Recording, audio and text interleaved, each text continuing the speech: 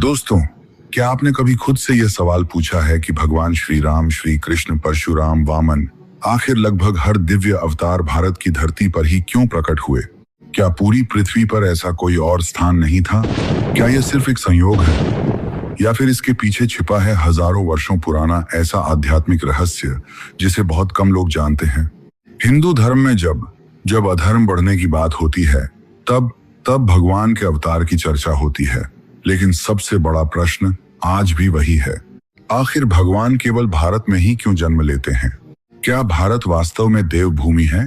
क्या इस भूमि में कोई ऐसी दिव्य शक्ति है जो स्वयं भगवान को यहाँ आने के लिए प्रेरित करती है? दोस्तों, अगर अभी तक इस रहस्य ने आपको सोचने पर मजबूर कर दिया है, तो वीडियो को एक लाइक जरूर करें। आपका एक लाइक हमें ऐसे ही रहस्यमयी और सनातन से जुड़े वीडियो बनाने की प्रेरणा देता है।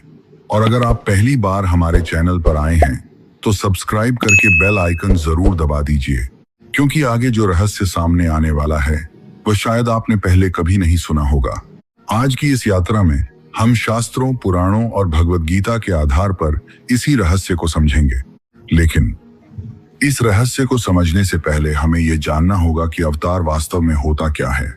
हिंदू धर्म में अवतार शब्द का अर्थ है ऊपर से नीचे उतरना, अर्थात जब स्वयं भगवान अपनी दिव्य शक्ति के साथ पृथ्वी पर प्रकट होते हैं। जब संसार में अत्याचार बढ़ जाता है, जब धर्म कमजोर पड़ने लगता है, जब निर्दोष लोगों की रक्षा करने वाला कोई दिखाई नहीं देता, तब भगवान स्वयं अवतार लेकर अधर्म का अंत करते हैं और धर्म की पुनः स्थापना करते हैं।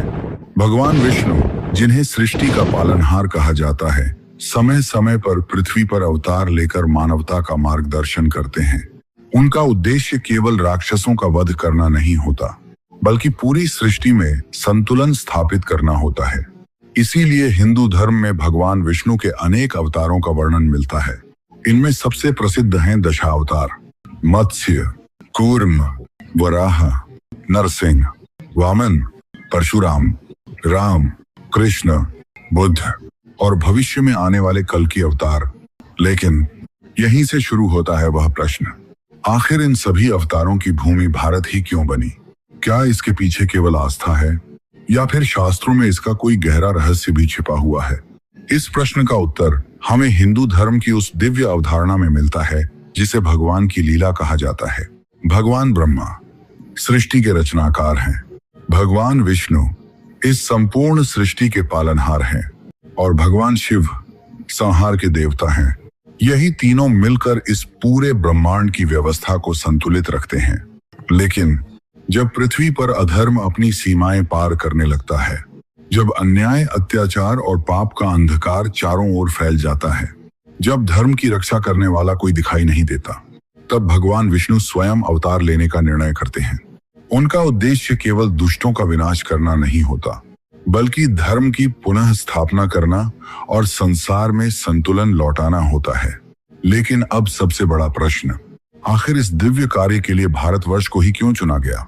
हिंदू धर्म के अनुसार भारत केवल एक देश नहीं है, यह भारतवर्ष है, एक ऐसी भूमि जिसे प्राचीन काल से ही पुण्य भूमि, कर्म भूमि और देवभूमि कहा गया है। ऐसी मान्यता है कि इसी भूमि पर सबसे पहले ऋषि मुनियों ने कठोर तपस्या की, ध्यान किया और परम सत्य का अनुभव किया। इसी धरती पर वेदों की जचाएं गूंजी, उपनिषदों का ज्ञान प्रकट हुआ और सनातन धर्म की महान परंपरा का विस्तार हुआ। यहीं के ऋषियों ने ध्यान और साधना के माध्यम से ब्रह्म और परमात्मा का साक्षात्कार किया और फिर उस दिव्य ज्ञान को पूरी मानवता तक पहुंचाया। भारत की नदियां, इसके पर्वत, इसके प्राचीन मंदिर सिर्फ भौतिक स्थान नहीं माने जाते, बल्कि इन्हें दिव्य ऊर्जा के केंद्र माना जाता है। उदाहरण के लिए, मां गंगा को हिंदू धर्म में सबसे पवित्र नदी माना गया है। मान्यता है कि गंगा भगवान विष्णु के चरणों से प्रकट हुई और पृथ्वी पर आकर करोड़ों लोगों के जीवन को पवित्र करती रही। इसी प्रकार हिमालय, काशी, अयोध्या, मथुरा और द्वारका, ये सभी केवल शहर नहीं हैं, बल्कि आध्यात्मिक चेतना के ऐसे केंद्र हैं जहां आज भी करोड़ों श्रद्धालु दिव्यता का अनुभव करने पहुंचते हैं। इसीलिए हिंदू परंपरा में माना जाता है कि देवता अपने अवतारों के लिए भारतवर्ष को चुनते हैं। लेकिन क्या इस विश्वास का आधार केवल परंपरा है, या फिर स्वयं भगवान ने भी इसके बारे में कुछ कहा है? इस प्रश्न का उत्तर हमें मिलता है श्रीमद् भगवद गीता में, और वहीं से यह रहस्य और भी गहरा हो जाता है। अगर आपको यह वीडियो पसंद आया हो और आपने आज कुछ नया जाना हो तो वीडियो को लाइक करें, अपने दोस्तों और परिवार के साथ शेयर करें और कमेंट में जरूर बताइए आपके अनुसार भगवान के अवतारों का सबसे बड़ा संदेश क्या है।